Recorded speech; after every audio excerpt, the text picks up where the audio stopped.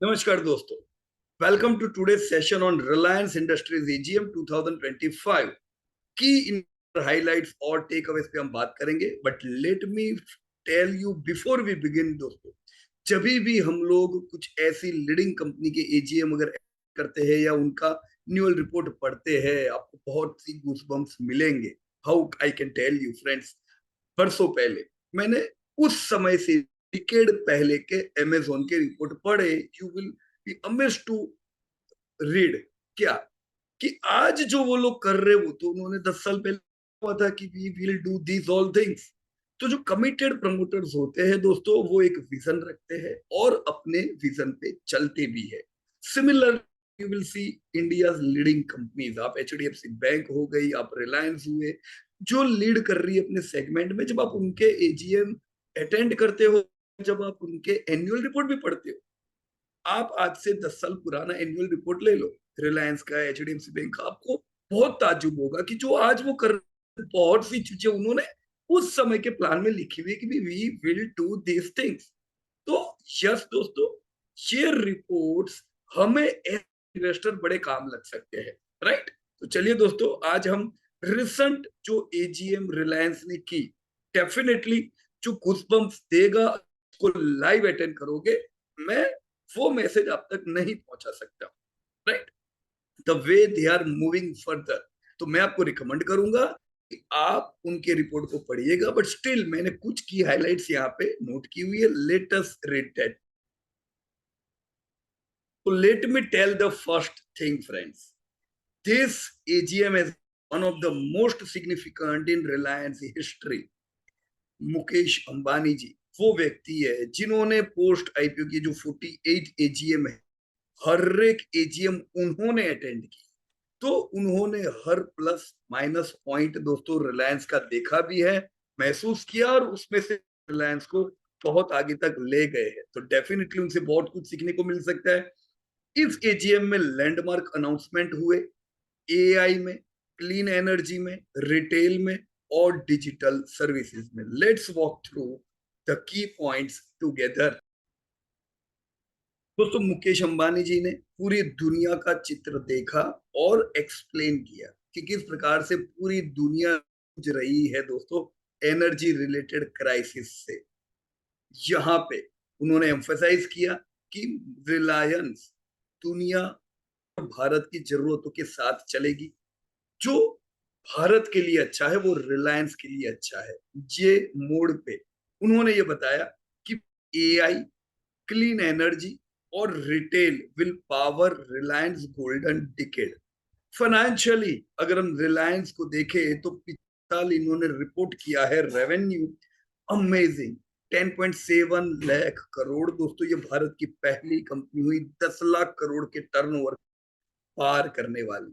EBITDA margin 1.8 lakh crore और profit after 81,000 crore. ये भारत की सबसे बड़ी प्रॉफिट मेकिंग कंपनी हुई। ये जो स्केल है ये रिलायंस को ना है not only India largest but also one of the most influential companies globally. दोस्तों, बरसों पहले हमने एक बार देखा था जब कंसोलिडेटेड थी, एक थी अनिल अंबानी, मुकेश अंबानी एक थे, वो समय रिलायंस नंबर 1 थी। दोनों होने के बाद काफी अच्छी अच्छी कंपनियां स्प्लिट हो गई थी, राइट। अब जब यहाँ पे मुकेश अंबानी ने ऑयल एंड केमिकल से शुरुआत की थी, अब कई छोटी छोटी कंपनियों को उन्होंने बड़ा बनाया, और आज हम देख रहे हैं कि भी फॉर्च्यून 1000 से ये लोग फॉर्च्यून 40 तक दोस्तों पहुंच चुके हैं, और इनके इरादे बहुत बड़े हैं। दोस्तों, जैसा उन्होंने बताया कि भी एआई आने वाले समय की दुनिया की, भारत की सबसे बड़ी जरूरत है। तो एआई और टेक पार्टनरशिप्स को लेके बड़े आगे बढ़ेंगे, लेकिन वो उनका फ्यूचर गोल है। अभी तक उन्होंने क्या किया, मैंने इस चार्ट से आपको बिल्कुल सिंपल वे में बताया। आप देख सकते हो कैसे एक छोटी सी कंपनी पिछले इतने साल में बढ़ के 10 लाख करोड़ के तक पहुंची, 81,000 करोड़ का प्रॉफिट्स किया, with not a single year of loss making. Amazing journey. दोस्तों क्वार्टर के अभी जो इनके रिजल्ट आए थे FY 26 के, उस क्वार्टर वन के रिजल्ट के मुताबिक O2C जो इनका मेन बिजनेस था 100% शेयर रखता था, जिधर ग्रोथ में बड़े चैलेंजेस थे। सिर्फ OTC हो तो रिलायंस को नीचे खींचता था, पर रिलायंस ने रिटेल, डिजिटल सर्विस और दूसरी अदर्स अदर्स में भी आने वाले समय में बहुत बड़े आप रूप देखोगे। पर ये अलग अलग सेगमेंट लॉन्च किए और आज आप पाई देख सकते हो कि O2C 51% और दूसरे सेगमेंट 49%। इस साल का भी आप ग्रोथ देखो तो O2C तो नहीं बढ़ा, लेकिन रिटेल, डिजिटल सर्विस, अदर्स में जबरदस्त ग्रोथ दिया। यानी रिलायंस को अगर टेलविंड मिल रहा है तो सेगमेंट से मिल रहा है दोस्तों, जो उन्होंने लॉन्च किए सफलता पूर्वक दोस्तों भारत में। और ये सारे सेगमेंट अपने आप में बड़े खूब। तो कैसे, I will explain in few minutes. ये दोस्तों उनका चार्ट, इन्वेस्टर ने 50 गुना किया है पिछले 25 सालों में दोस्तों। इनफैक्ट रिलायंस के आने के बाद ही रिटेल पार्टिसिपेशन बढ़ा था दोस्तों।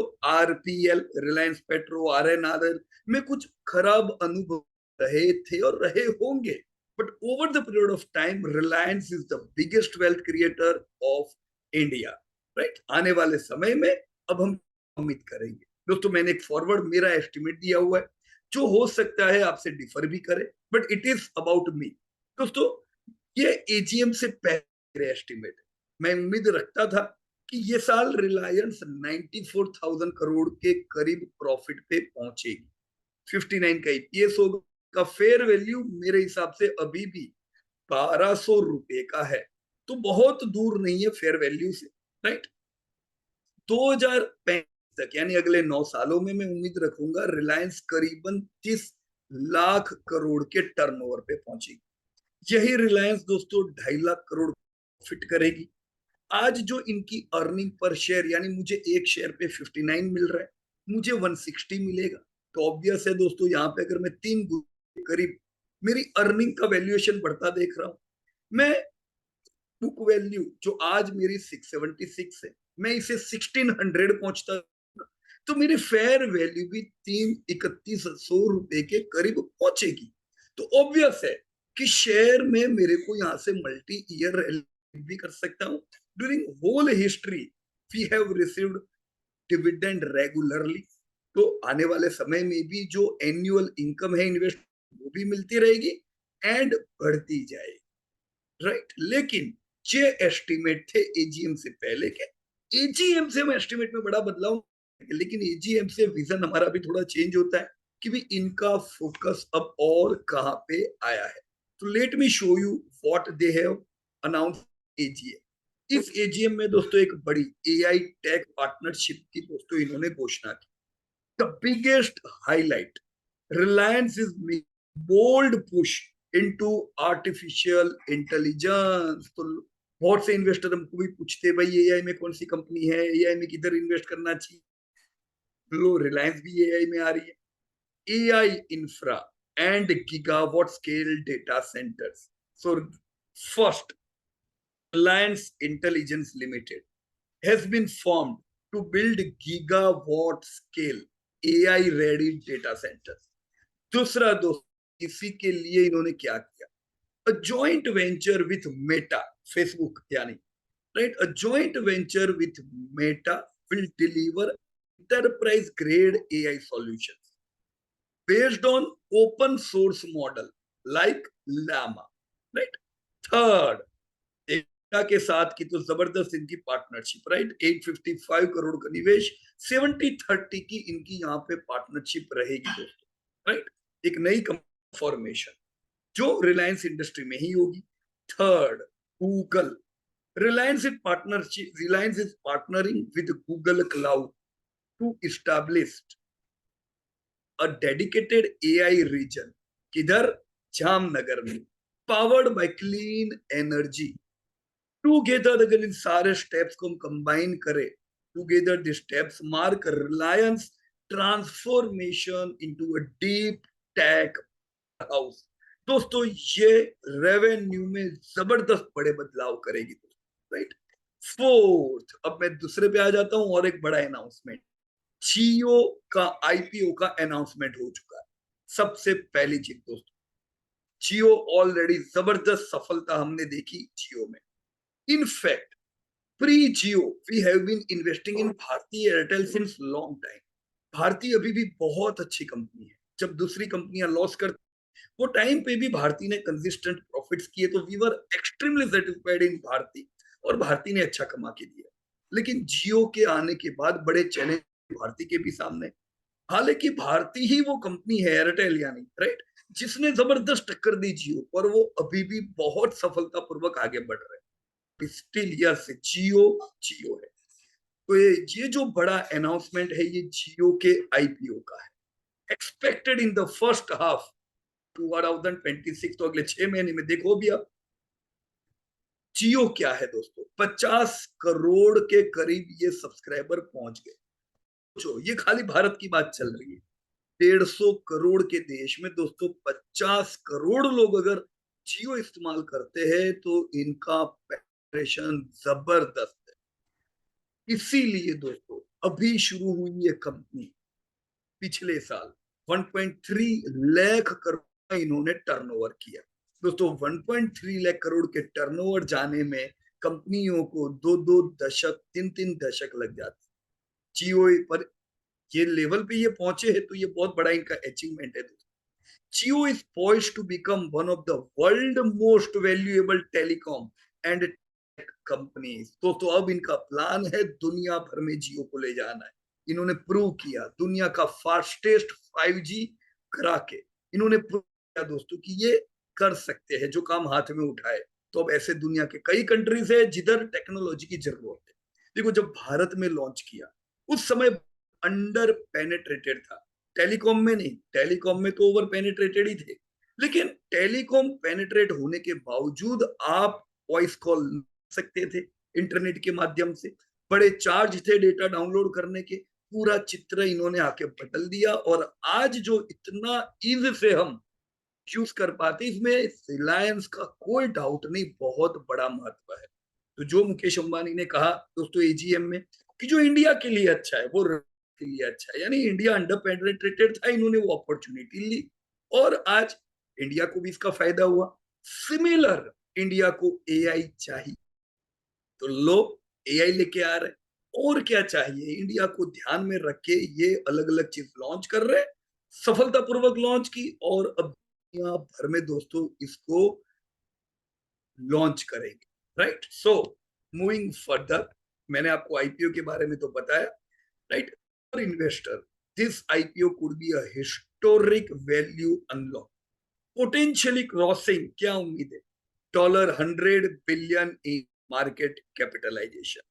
तो जबरदस्त सफलता इसमें मिलेगी। And yes, we have not participated in Jio Financial, क्योंकि उधर already we have been investing in Bajaj Finance, और ऐसी कई कंपनियां थी जो सक्सेसफुल है, और हम बरसों से इन्वेस्ट कर रहे हैं। अब एएमसी में भी, HDFC AMC we have been invest, तो जियो फाइनेंस में भी इन्वेस्ट करना कुछ वो ओवर डाइवर्सिफिकेशन हो जाएगा। पर जियो के टेलीकॉम आईपीओ में क्यों नहीं इन्वेस्ट करेंगे, तो टेलीकॉम का लीडर है, राइट। तो yes, we will be definitely participation in that investment.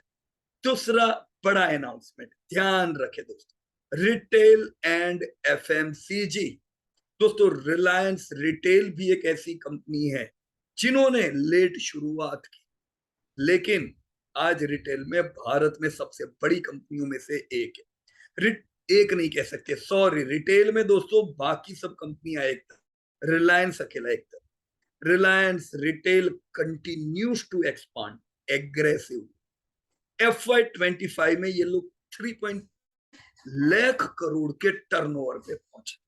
जितने सबके मिला के स्टोर है उतने तो ये लोग हर साल के ओपन कर रहे हैं। रिलायंस कंज्यूमर प्रोडक्ट, दोस्तों रिलायंस कंज्यूमर प्रोडक्ट नाम की कोई चीज नहीं थी, पर रिलायंस कंज्यूमर प्रोडक्ट नाम का एक अलग सेगमेंट इन्होंने लॉन्च किया, और अब ये डायरेक्ट रिलायंस सब्सिडरी होगा, राइट। तो रिलायंस कंज्यूमर प्रोडक्ट में इनको बहुत ऑप्टिमिज्म दिखता है। आने वाले समय में भारत में लगता है कि कंज्यूमर प्रोडक्ट की बिक्री बहुत, दोस्तों ऑलरेडी 11,500 करोड़ के टर्नओवर पे ये पहले ही साल पहुंच गए, तो ये अमंग द फास्टेस्ट कंपनी हुई प्रोडक्ट। लुकिंग अहेड, रिलायंस का टारगेट है 20% कगार का, पिस्ट का कगार से बढ़ के रिटेल का रेवेन्यू, और जो इनके प्लान है कंज्यूमर के लिए 1 लाख करोड़ का धंधा करने के आने वाले 5 साल। तो 2000 तक हम देख सकते कि रिलायंस कंज्यूमर खुद 1 लाख करोड़ का टर्नओवर करती होगी। This position them as a direct challenger to establish giants like HUL और इवन यस पेप्सी कोला जो इतना पेनिट्रेटेड है इंडिया में। अब इनके पास भी एक है जिनको ये बहुत फोकस करने वाला है, राइट। सो रिटेल और FMCG में अमेजिंग मुझे इनका विजन लगा। अब 6 पे आता हूं, मीडिया एंड एंटरटेनमेंट। ऑलरेडी आपने देखा कि कैसे इन्होंने जियो और हॉटस्टार को मर्ज करके बड़ी एक सबसे बड़ी OTT प्लेटफॉर्म बनाया। दोस्तों, media is another strong growth engine, हर एक के घर में OTT प्लेटफॉर्म से। So Jio star, a partnership through Jio star, a partnership with Disney, Reliance has built the world second largest streaming platform। कितने सब्सक्राइबर है दोस्तों? 30 करोड़ पेइंग सब्सक्राइबर है। तो ये दुनिया की दूसरे नंबर की सबसे बड़ी स्ट्रीमिंग प्लेटफॉर्म हुए। New AI powered future like Riya voice assistant ये लोग लॉन्च कर रहे हैं। रिया वॉइस असिस्टेंट मतलब अभी आपको सब लिखना पड़ता है, भाई ये फिल्म देखनी है, वो फिल्म देखनी है, राइट। आप उनको कहो और वो ढूंढ के देगी आप, राइट। वॉइस प्रिंट डबिंग, जियो लेंस आ रहे हैं दोस्तों। जियो लेंस चश्मे पहन के आप फोटो भी खींच सकेगा उसमें, तो एक अच्छी प्रोडक्ट लॉन्च कर रहे हैं। टीवी रिलेटेड, कंप्यूटर सीधा टीवी जैसा, उसी में आप काम करो, क्लाउड में सब सेव होता जाए। कुछ अमेजिंग प्रोडक्ट है दोस्तों ये सारे, right. And max view 3.0 are redefining how India consumer digital entertainment को कंज्यूम कर रहा है। So this could reshape the global OTT landscape, India as the hub. तो रिलायंस दोस्तों भारत अकेला नहीं देख रहा है, आने वाले समय में रिलायंस दुनिया में डंका बजाएगा, राइट। नेक्स्ट, एनर्जी और न्यू एनर्जी। दोस्तों, मैं इतने बरसों से आप लोगों के साथ जब रिलायंस शेयर करता हूं, मैं हमेशा कहता था ऑयल टू केमिकल इनको खींचता है, रिटेल डिजिटल ये सब सेगमेंट इनको ऊपर ले जाते हैं। पर अब आने वाले समय में एनर्जी अकेला नहीं, इन्होंने क्लब की एनर्जी एंड न्यू एनर्जी। अब हम नहीं कह पाएंगे कि एनर्जी इनको नीचे खींचता है, in fact energy and new energy एक नया ग्रोथ इंजन बनेगा। So on the energy side, Reliance continues to balance hydrocarbons with a massive clean energy push। आने वाले समय में रहेगा क्या? Clean energy. यहाँ पे भी दोस्तों मुकेश अंबानी ने बहुत बढ़िया बात कही कि भाई हम अभी भी डिपेंडेंट है ऑयल के ऊपर, तो वो हमारे लिए बड़ा नेगेटिव पॉइंट है। 2008 में भी भारत को बहुत चैलेंजेस का सामना करना पड़ा था इसी क्राइसिस में। आने वाले 10-15 साल में भारत का ये टारगेट है कि हमें इस पे डिपेंडेंसी नहीं चाहिए। जो भारत भी रिन्यूएबल एनर्जी पे बड़ा काम कर रहा है, और वहीं पे फोकस है मुकेश अंबानी का भी कि भाई जो भारत के लिए अच्छा है मेरे लिए भी अच्छा है, मैं भी इसी पे फोकस करूंगा, right. So what they have planned, पहला फॉर ऑयल टू केमिकल, उन्होंने पिछले साल 6.5 लाख करोड़ का टर्नओवर तो किया, 55,000 करोड़ का EBITD, यानी वो भले ग्रोथ नहीं करता है पर कंसिस्टेंट इनकम देता जा रहा है।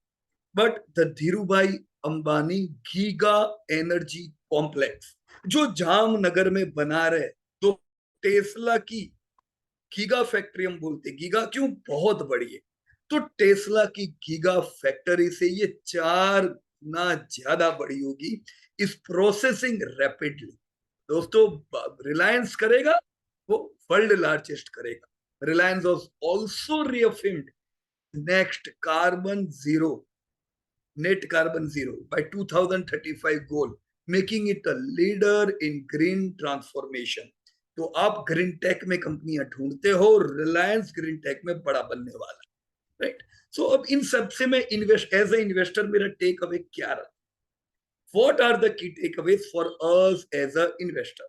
नंबर वन, एआई एक नया ग्रोथ इंजिन। अब तक रिलायंस अलग अलग ग्रोथ इंजिन से आगे बढ़ रही थी, जिसमें एनर्जी नीचे खींचता था और रिटेल डिजिटल दौड़ाता था। फिर मीडिया का एक नया ग्रोथ इंजिन ऐड हुआ। अभी आप एक नया ग्रोथ इंजिन एआई का ऐड होता देख रहे हो। तो एआई एक नया ग्रोथ इंजिन, जियो आईपीओ एक वैल्यू अनलॉक करेगी, रिटेल और एफएमसीजी भी इनको स्ट्रक्चरल ग्रोथ देंगे। एनर्जी अब नीचे नहीं खींचेगा, न्यू एनर्जी एडिशन हुआ तो ये बैलेंस्ड और ग्रीन पाइवट बन के उभरेगा। मीडिया ग्लोबल एंटरटेनमेंट फोर्स बनेगा, राइट? हियर एनर्जी ट्रांजिशन में मैंने आपको बताया ये इंश्योर करता है रेजिलियंस। मीडिया एंटरटेनमेंट में ग्लोबल स्केल करेंगे, तो टुगेदर ये सारे जो अलग अलग सेगमेंट है ये हमें डाइवर्सिफाइड स्टेबिलिटी देते, मल्टी डायमेंशनल ग्रोथ स्टोरी यहां से दोस्तों उभरती। मैं इसको कंक्लूड कैसे करूं? In conclusion, Reliance is no longer just India's largest company, but it is building the future of AI, clean energy, retail and global media। Investors के लिए ये जो एजीएम थी, इस एजीएम में रिलायंस ने अपने आप को पोजीशन किया है both as a national champion, पर जैसे इनकी आदत डिसरप्शंस की है, ये जो सेगमेंट में जाते धमाका करते, इनका ध्यान ग्लोबली है और ये ग्लोबली डिसरप्टर बनेंगे। सो आई होप दोस्तों जो अभी हमने बातें की, this will help you take some decisions. मैं बिल्कुल रिकमेंड नहीं करता हूं आप बाय करो, सेल करो, कुछ भी करो, ये आपका डिसीजन है। लेकिन हर साल जब भी एजीएम होती है हम कुछ हाइलाइट्स देते हैं। every time we get some good points of focus।